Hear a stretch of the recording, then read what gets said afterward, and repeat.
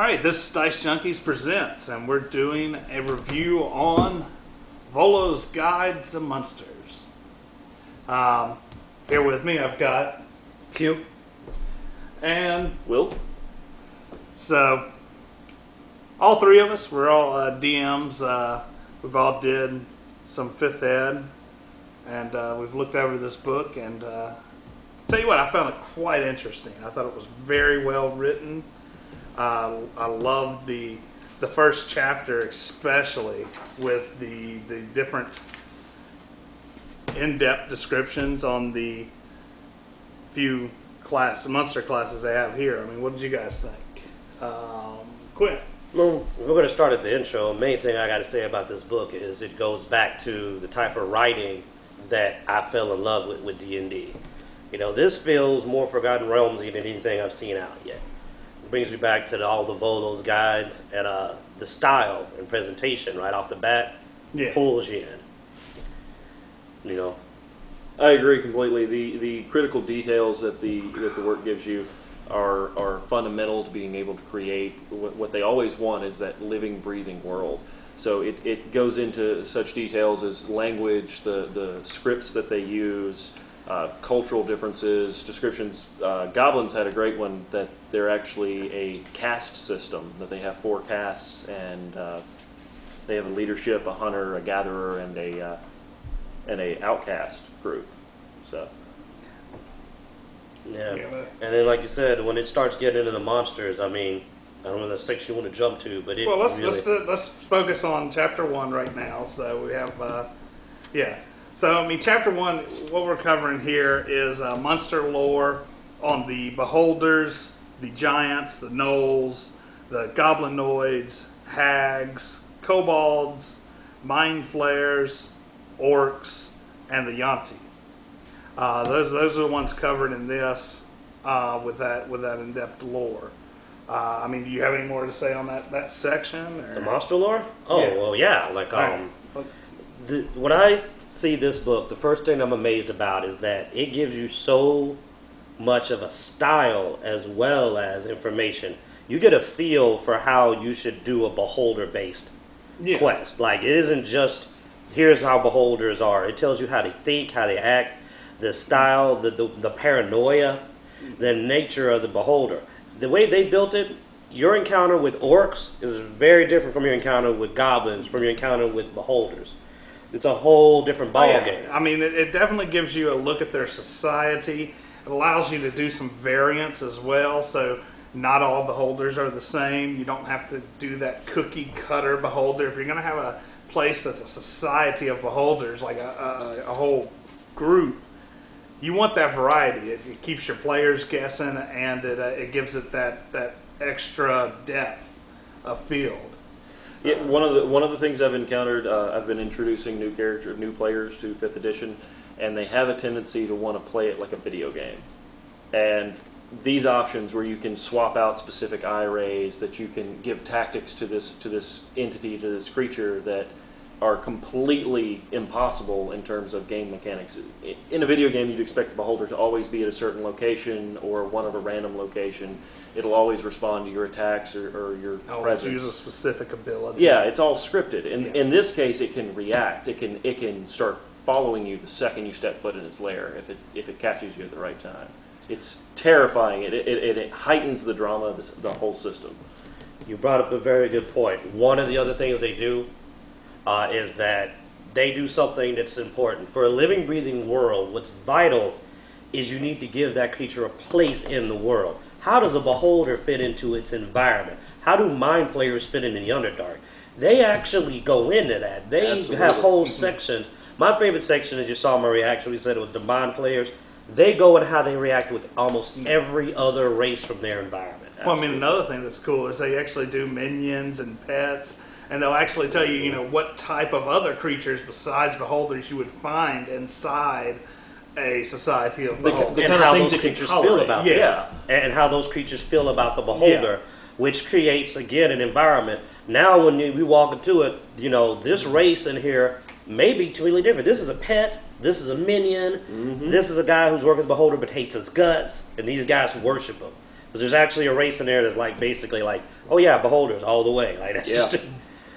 And that style. And then there's a table. I just want to bring this up real quick. Yeah. The tables, just like for players, with motivations, quirks, personalities, allowing you to actually give a personality to these beholders that even a rookie DM can roll and go, oh, okay. Oh yeah, well This that's is the where I thing want to too. take I this, mean, a lot of us as DMs, so we've created a lot of this stuff. We've created personality, we've created societies, but this makes it a lot easier, a lot quicker, you know, and it makes it more coherent if you're going from a one game master to a different game master.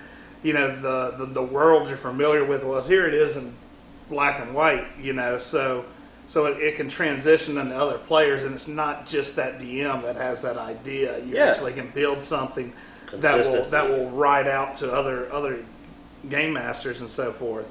Another thing, like the giants, you get over to the giants. I love the they have glossaries, specific words that you may hear from them. Common phrases was great. And I was actually going to bring up a couple of different points. One for the previous section on beholders.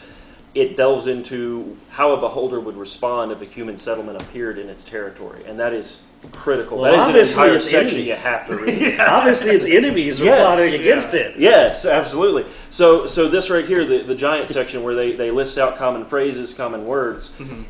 The critical thing is, something I don't know if they introduced it in previous editions, I don't recall clearly, but these purple boxes that you find in nearly every 5th edition book have these special details that just key you in on some of the most amazing things. There is a section in this giant that talks about Stonehands, the stone giant god, and describes how he assisted the storm giant god in dragging a Tarrasque to the bottom of the ocean. And you don't find details about that in the section on the Tarrasque or anywhere else. So that clues you could have a scenario where the Tarrasque appears on the coast because it's been trapped under the ocean and drowned for eons. Well, that's where we get into thematics. The giant section is different from Beholder. Beholder section definitely. is madness and paranoia. The giant sections, classic Jotunheim style. Absolutely. Giants with a caste system. I mean, you could run an entire campaign off of one section. Because you can go from first level to 13th level before you even realize there's a beholder behind everything. Or you could do a whole Jotunheim story. And that's actually one of the greatest selling points of books like these, because it gives you all these tables, these random things you can generate off of. As a DM, you have all that creativity, but you don't necessarily have the time to put all that together. So a lot of the baby steps, a lot of the basic stuff that you can build from is there. Personally, I work better off an existing system. So I want as much of this as I can get so I can take the new details, because my players are driving half of my campaign. D&D's been around for a long time, and I think we've all been playing it for a really long time. And I mean, when we were younger, we had a lot more time to flesh this stuff out. We have girlfriends, wives, kids, whatever. As we've grown into adults, we don't have as much time, and this does add to that capability of, even though we have more things in our lives to do, this helps us definitely throw some really great works together to really just drown out the everyday life. So talked about giants some, we talked about beholders some. What about goblinoid section? Honestly, this one's probably my favorite. Oh, the tendency in so many of these games is to set goblins up as this particular type of creature, the cowardly, sniveling, violent, unpredictable little creature. And when it describes the caste system, you get a feel for why you see cowardly goblins more often, that they're more numerous, they're a different caste, and then you have these leaders and these hunters who are the real warriors, the real problem makers. And Hobgoblins. And then you have hobgoblins, which is the equivalent of goblin Spartans. Yeah, I mean they're a society that's undervalued. Honestly, there's so much to them. I kind of perceive them, as you say, kind of like the Spartans, kind of like earlier human history when we, were ruled by survival first, maybe. Yeah. And so they're based on honor because that's what keeps them alive. I mean, goblins to me, I've always loved goblins. I mean, I've thrown a couple of goblin NPCs into a couple of my games with back when Damien and I used to run a lot. We had a goblin cook that was just a running character And I mean, he was a brave mother, you know. I mean, he used to beat the crap out of people with his frying pan and then cook you some bacon. So I mean, we've always had fun with goblins. They touch on a section here on bugbears as well. And Yeah. This whole section explains a deistic approach to why all the goblinoid would work together and why the bugbear are Well, yeah, lumped in with these two. it's not actually a goblin section. It's a goblinoid. Yeah. Which is your bugbears and your hobgoblins. Do you have anything to say on that? Or, I feel it's good they fleshed them out because a lot of DMs suffer from forgetting the goblin exists. Party gets to a certain level, and those DMs forget about hobgoblins because hobgoblins can show up to any point because of their society. You might run into a 5th, 6th level fighter, hobgoblin, but people just kind of go goblins. Oh, you're 5th level. You'll never see another goblin. They just disappear. yeah, that does definitely. They stay a threat in this, and there's without spoiling too much, some of the things goblins will ride will blow your mind into battle. They will ride things in a battle that you would not believe. Oh, well, you know. You're bringing some weird images to mind. You forgot how messed up I am. I mean, I think the War squid. the standard mount No, is on land it's just kind of crawling. the standard mount for the early goblins is what the goblin Warg? dog. Oh wait, It Or is that dogs. Pathfinder? Yeah, That's yeah. Pathfinder. Yeah, Yeah, my bad. blasphemy! You don't even. The hobgoblins. Yeah. Hobgoblins will ride wargs in 5th edition. Yeah, wargs. But They spend a lot of time with wargs, giant rats, and then much bigger things that you don't know why they put up with goblins. Yeah. But to me, the orcs really came out interesting. The variants are really interesting. It's the culture that caught me. They really Yeah. got into the culture of Grumsh and why they are the way they are. I did notice that they list out the entire pantheon and details as to how they interact. Like I'm very eager to see this for the Underdark. That's why I like them. You know me, I'm an Underdark guy. Oh, yeah. That's why when they put the Mind Flayers in here, I was like, yeah. But now I'm like, well, now I need my Drow. I need my Duger. I never could pronounce it. I just go with Sneverflubum, whatever. Yeah. another Deep another one gnome. I always loved playing with too are the kobolds, and they have a really good section on the kobolds as well. And they do a good job of making you understand that they're not necessarily They're not things supposed that have to be physical. wiped out. Mind Flayers. But yeah, no, every one of these sections is real good, and I'm not going to go into detail on each one, but But imagine the one for dragons. If they keep this style going, the dragon Oh, book yeah, is going to I'm be a really- whole new creature. I really want to see more of the Volo's guides hit. That would be wonderful. Yeah, that's been one of the best. And There it is. Oh, here we go. Chapter 2, character races. Now here we added a handful of new character races. You have the Azamar, the Furbog, the Goliath, the Kinku, Lizard Folk, Tabaxi. Saying that right? I think so. Cat people. Cat Yeah. people. Triton, and then they do have a small section on doing the some of the monster races as characters as well in this section. So any of the character races stand out for you guys? This has gotta be a Azamar two-parter. to me is always Azamar is a standby. They've Yeah. added 2 variants. There's a Holy Warrior and a Fallen Azamar. 2 to 3 variants as a pattern, so they kept with it. The Azamar is a powerhouse. Absolutely, It is a no joke race. You feel like you've got angel in your blood. You're no nonsense. Furbog, that's a race for druids. I mean, it can be played a lot of ways, but it's got a natural leaning. They do well Goliath as and warriors too. It's scary about Furbogs is being able to disappear. what about the Kinku, man? The Kinku is a very interesting role play challenge. Yeah.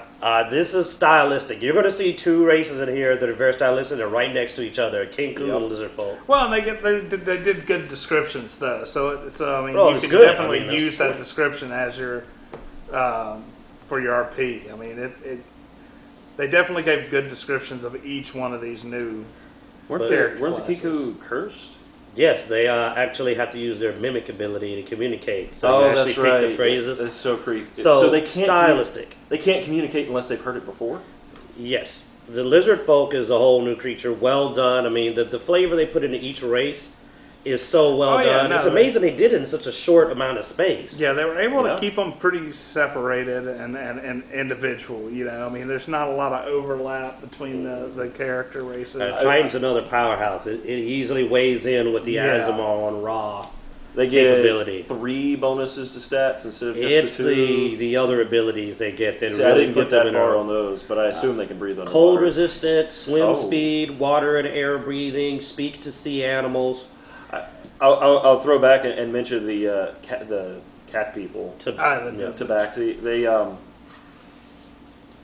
what was it? They get natural weapons, yes, so they so do the lizardmen.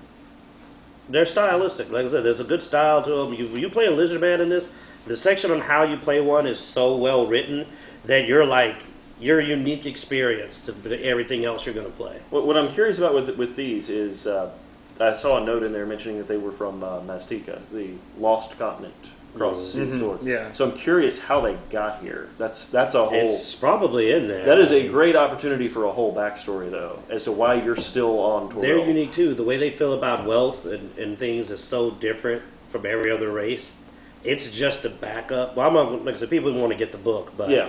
each race is unique and comes with its own ethos and mentality, so that it's a unique experience playing them.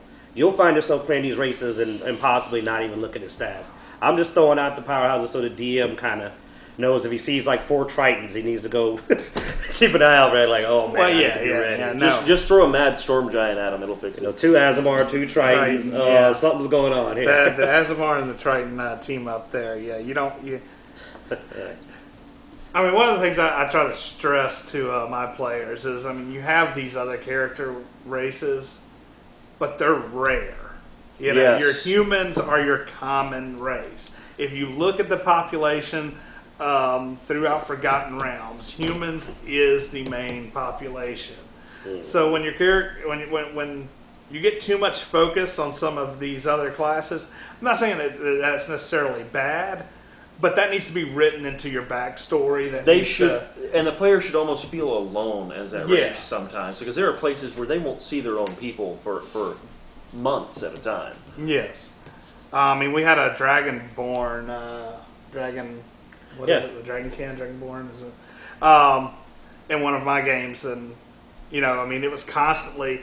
He got recognized more often because you don't see one every day. You know, so if you see a Dragonborn in town, you're like, yeah, that's most likely the same guy that was here Yeah. earlier. Yeah. Because That's all right. He had all those dwarves. yeah. We'll tell you that story another time. Yeah. But that got weird. I was a little tough on my players that with these rare races, I told them you have to have an extremely good reason. You have to have a story written. You have to have a history written to play one of these races because they are so rare. You've got to explain to me why this thing exists. I mean, with the variant of the humans being able to give you a feat, it's Yeah. sort of hard not Human to all play the way. human. I know. Yeah. Like when somebody plays a non-human, I'm like, so you didn't like anything? Yeah, you need a good reason to play some other race. I would challenge DMs Triton and to Asimar come can up do with a it. reason why someone would be a variant human. That if it's an unusual race, that would be worth playing. Get your players outside of that mold. Yeah, Make them definitely, think. definitely. But now the savage races is one of my hot topics. Yeah. I'm gonna let you guys start because I'm the devil's advocate on that one. Okay, so yeah, here Oh, at the yeah. here at the very end, they do a brief overview on monstrous adventures. Here you have the bugbear, the goblin, the hobgoblin, the kobold, the orcs, and the Yanti as playable character. But it has to be a UMT pureblood. Yeah. That's the one I'm talking about. Have Yeah. you not read the UMT Oh. Pure Blood? I read it out, Monstrous Manual. I didn't get to this section. That's the one monster race that I think they probably might have actually let come Overdid. through with too much of its original ability. Well, and once again, when we were just talking about rarity and stuff, this you just hit a new level of rarity. What goblins are everywhere? Yeah, but I mean, playable character goblins. Unless you are waging a campaign as a goblin group Yeah, now that against humans. This is where this would really shine. Do the Definitely humans have the too, feats? is if you actually did a Yanti, like a full Yanti group or a full Goblin Ooh. group. That would be interesting. Yeah. To me.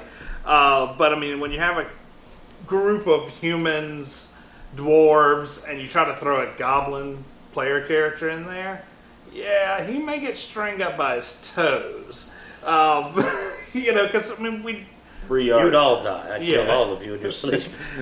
you really don't look. You got to understand. I mean, a goblin walks into a city. That's a threat. So I mean, yeah, there's some interesting stuff that you get from being one of these, but the society breakup from that social impact Yeah. that you do not belong. Not even that you're an outsider and that you don't fit in. That you are the thing that threatens lives. But I mean, just like the previous races mentioned, I think this is where some DMs fall behind on these extra character classes. If you play up the society impact of them, I think a lot of their abilities sort of drop a tier a bit. Yeah. Well, no, I mean, makes most you of the scared to savage play races them. aren't. This is why I say I'm the devil's advocate. Actually, most savage races are a little bit underwhelming in reality compared to the other races. I mean, the general thing that I got here that we'll talk about more when we go into just a 5th ed review is these are not the same things that you see in your Monsters Manual. There's a very clear, large differentiation in what happens when you put the PC tag on these races. And that's my biggest thing with that I've always found amazing is that they just have a completely different set of rules the players play by than the monsters Absolutely. and NPCs. And to that end, have a little trouble occasionally because as your players develop and they reach higher levels, 5th level, 10th level, 15th level, they tend to lose sight of the fact that they are the exception. They are the greatest and most powerful opportunity. Well, that's representation. debatable. That's the thing. Well, that depends on how you run the They campaign. definitely are. But generally, your NPCs are going to go down in one hit. I mean, if they're a commoner, unless they've been training, they're a soldier of some kind, they might last longer. But if it's not a special build, if it's just the innkeeper, unless you've gone to the trouble of filling his backstory in, that maybe he's a bard, that he came from a college and he retired with his wife, unless you go through all that trouble, this is a man that's generally not going to have a lot of health. Yeah, we want to jump too off subject. We'll get a chance to go there more because I could debate all day about. I disagree with you, and it's gonna become an argument. So we're So, gonna. well, I was just I'm the odd man out. what I was driving toward was that your monstrous races, your savage races, would kind of be the exception, thematically, not necessarily, but thematically, they're kind of an exception. Like I said, another day. You run vicious worlds, sir. Yeah. All right.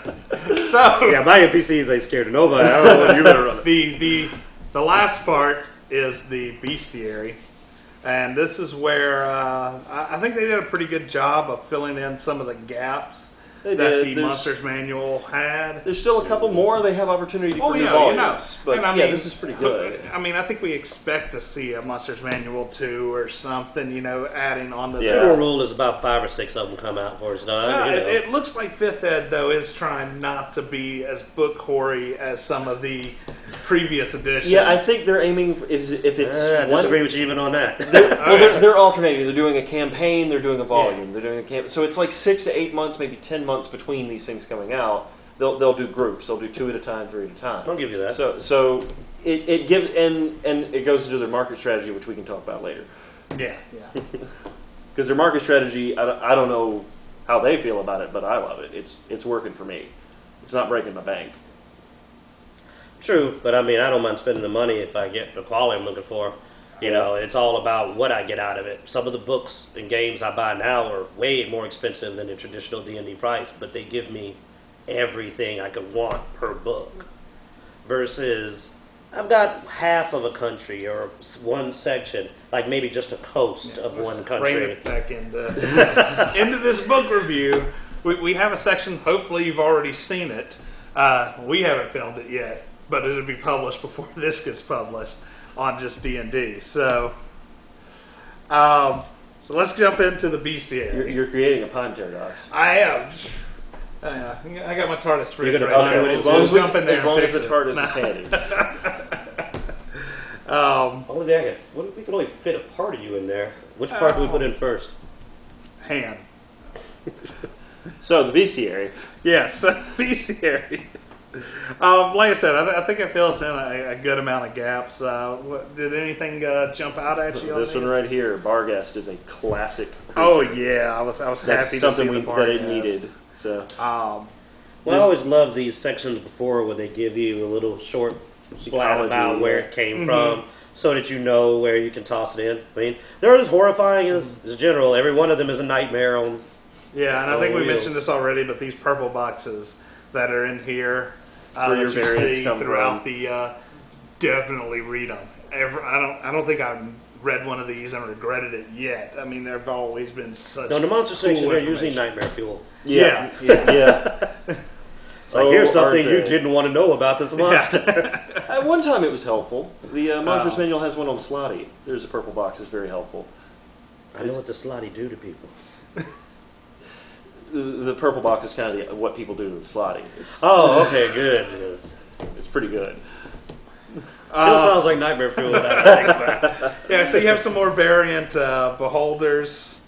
Yeah, and the Beholder section goes back. And that's actually something that should be mentioned, is that each of your Chapter 1 sections will mention these sections in the back. So it's cross-referencing. Yeah.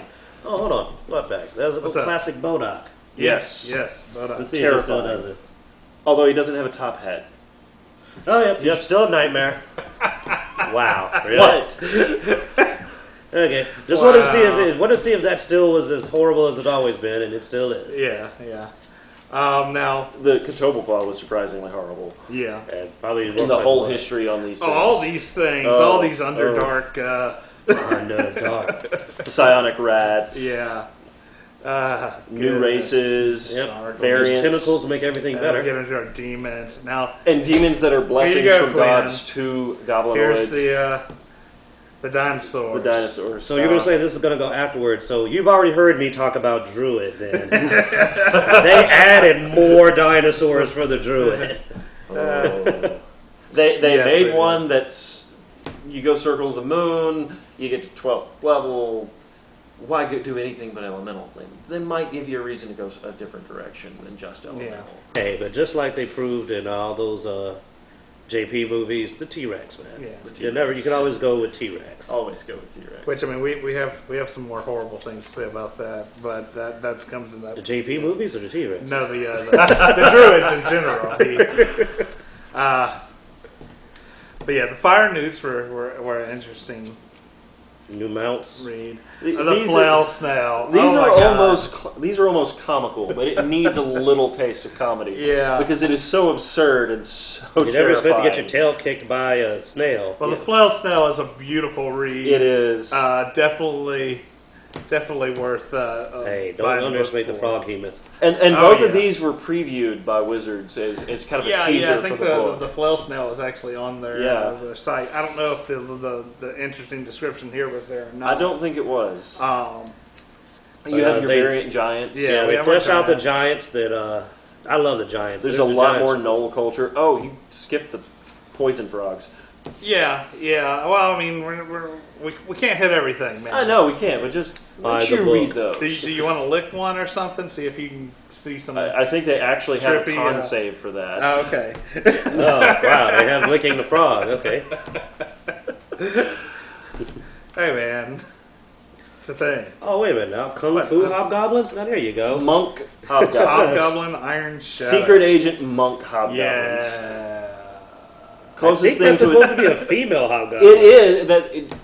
Read it. That'll explain why it looks like that. That is not a Pathfinder hobgoblin. That is. One Yeah. I know they added that was one of my favorites was the red cap, because there should always be a red cap. Oh, yeah. Horrible little fae. They actually added several fae that Mhm. because there's this whole world and as much variety as you have on the prime material plane, you have in the Shadowfell, you have in the fae wild. Kind of like the Shadowfell. That was an interesting way they introduced that. Yeah, absolutely. So many new ways for the Mind Flare to really just screw you. The last page of the Mind Flayer section is Yeah, that what they do to a beholder. What happens when a Mind Flayer captures Mind a Flayer's a beholder? win. Yeah. They Mind win all the Flayer time. wins. Nothing trumps Mind Flayer. That thing's not. No, now the part that's I a was, dead god. I enjoyed. Yeah, they get a little Lovecraftian on that one. Is They needed to. one last thing just to cover. All the was NPCs in the back. The NPCs in the Yes. back. I thought they did a really good job at filling in the gaps there. You have all. You your have a couple of different- new beasts. Also. Yeah. You have your cow. An Anarok and a cow and a dolphin, because you should have dolphins if you're going to have a ocean-themed campaign. But yeah, here at Appendix B, the non-player characters, you have a good setup for your variants of wizard. You have like one of each of the variants of wizard, bard. A lot of the NPCs that weren't covered in the Monsters Manual you get here. You get some higher level NPCs versus most of the ones in the Monsters Manual was a little lower level. And this kind of does a callback to some of your previous editions of Volo's, like Volo's Guide to the North, when it went into detail about factions and explains Zentarum Yeah. and Harpers. You can pull from this and build those factions off of these instead of having a specific Zentarum agent that only applies to the Zentarum. And you have like your Master Thief, so if you do... They've got stats for just about Thieves Guild. quick stats for just about anything Yep. you need. Yeah. I Makes mean, they're life all a over lot the CR easier. scale, but for the most part, you can grab just about any of these when you need it. And a variant, they covered. They even covered the Sword Coast. Swashbuckler. Adventurer's Guide to Sword Coast has those new variants to classes. The Swashbuckler for Rogue, the Mastermind. They have those in here too. So you have a pre-build for that you can work with. War Priest is nasty. Yeah, that's. Ooh. All these warlocks are nasty too. Oh, goodness. Oh, you know my secret theory about the warlocks. Like, that'll be another one to go into. And the Warlord, which was kind of an accelerated gladiator. accelerated. CR12. Yeah, that you're getting into real NPCs that are running a city. That's a and things 5th like edition that. CR12, people. That is not a CR12 by anyone else's Oh, standard. never Yeah, forget, yeah, your yeah. CRs in 5th edition are based on 4 to 5 players equal in level to the CR rating. So you get a CR1, it's probably going to take 3 to 4 of you to really take it on. Especially if you get ambushed in the middle of the night by a bugbear and half of you are asleep. You're in trouble. Well, half of you wouldn't be asleep for long with Yeah. the bugbear. There's Yeah, going to be only a that's couple of true. you left. All right, so I mean that's pretty much the whole thing. Final thoughts? This is, for a 5th ed DM, probably the best purchase outside of maybe Sword Coast for getting your campaign Yeah. fleshed out with options. I mean, races, story, NPCs throughout the wazoo. I mean, it's got everything you need to really go with. If you've got this book and your core books, you can run a campaign off of just reading one of those lore sections and enrolling in what you got. I am a huge proponent of encouraging players to educate themselves, and what Wizards is doing now is they're publishing volumes that cover a broader spectrum. We put a lot of focus on DMing because that's how we spend our time, but you get into some of the specifics about the races. It should be common knowledge that when all the goblinoids meet together, it's trouble. You don't necessarily need to know exactly how they form up and exactly how they do their hierarchy as a player, but you need to understand as a player, you arrive at a camp and there's smoke and there are goblins running around, and then there are these larger human-sized red-skinned goblins with blue noses or red noses who are willing to trade with you. How much do you trust them? Why should you trust them? Should you trust them at all? Should you just attack this war camp? Don't attack the war camp. Don't do it. Me, I think this the book is definitely worth buying for a GM. I think players will probably love to read it as well. It gives a good overlook of some of the, sort of gives you more of a feel of the world with the way they describe stuff. So you sort of can get an idea of really what world you're putting your player into. I mean, there's a couple sections in this. I think we had discussed it. that would be great to say, look, this is something that's coming up in the campaign. You really should read about goblinoids, because we have a big section coming up. I would encourage them to read the Beholder section. There's a lot of details in there that they might think they know what's going to happen and just end up dead. Yeah, well, and that's sort of where the way of information you want to give your players versus how well can they do with meta gaming. Yeah, you really got to rely on them. trust them. Yeah. And for us, it's not a big issue Or because don't we trust them. basically are almost every Most of our player in our groups are games DMs. DMs. Yeah. So we pass Yeah. the buck, and everybody's an experienced. And that's DM. where it really gets most exciting is when you already know generally what would happen, and then your DM gives you something completely unexpected. Well, yeah, and that's the great thing about these variants is You don't know what's coming. Yeah, I mean, with second ed, that was my big one. I mean, I could tell you what page the creature was on in the monsters manual and state Yeah. the stats. And With you this, can't. you have a variable that's goes, yeah, you can memorize the book, but that doesn't mean that's what you're going to get. Well, let's give a short section for the new DMs too. The key thing this is going to do for a new DM is that we all know that it's hard sometimes to get people to read a book and get to know the setting. This does a good job with the lore and style that you can get people introduced to a race just by going through this and putting the personalities in, the structure. Yep. Good example, I don't know, you remember Shadows of Mordor, some of y'all have played that? Yeah. Yeah. You know how Yes. you got to know the orc and orc high structure?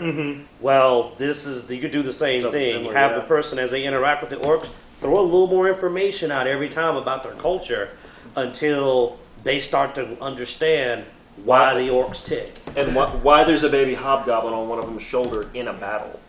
I just got I don't know why the an little orc thing. has a baby hobgoblin, but No, not an orc, a hobgoblin. A They baby did the hobgoblin zoom in. on a that's a whole new. hobgoblin's But shoulder. that's an interesting thing. 'Cause There's I a think it'd be whole like, section on that in there. It's like, why is an orc got a hobgoblin? All right, guys. Thank you for viewing. Hope you enjoyed. Please subscribe to our channel. Once again, this is Q. Q is actually going to be in a lot of our videos. I'm joining Dicejunkies. Yeah, we're going to see a lot of him. Will here is our guest.